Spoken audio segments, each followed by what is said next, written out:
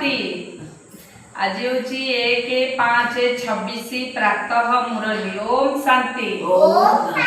बाप दादा मधुबन मीठे बच्चे तुम्हें रावण मतरे चली बाबांकर ग्लानि करिछ तेणु भारत कौड़ी तुल्य हो जाइछि। एबे तांको भल भावरे जानी मने पकाओ तेबे धनवान होइजिब। प्रश्न सीढ़ी चित्र रे केउ आश्चर्यजनक रहस्य समाहित होई रहिछि। उत्तर अधा कल्प हेउछि भक्तिर नृत्य अधा कल्प हेउछि ज्ञानर नृत्य।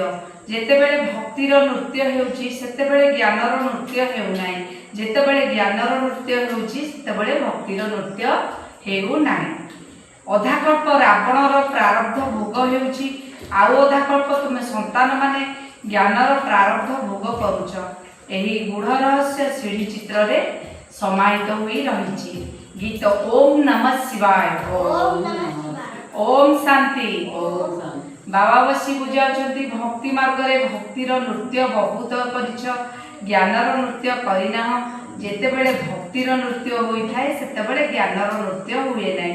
जेबे ज्ञानर नृत्य हेउछि तेबे भक्तिर नृत्य हेउ नाही। ता ना भक्तिर नृत्य पतन अवस्था को नै जाउछि। सत्ययुग त्रेता युग रे भक्ति हुए नाही।